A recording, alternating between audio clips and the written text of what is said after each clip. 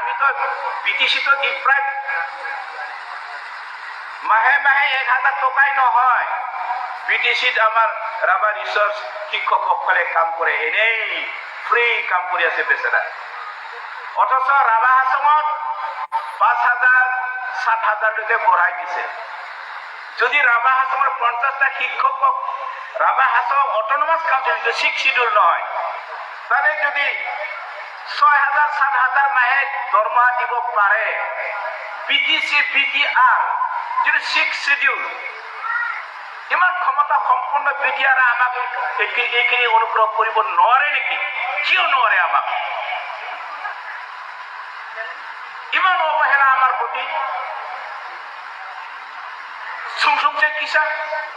যুদ্ধ লুংনিকে চাংমন না আপু বই লুংনিকা না বিটিসি মারা তো লুংনিকা না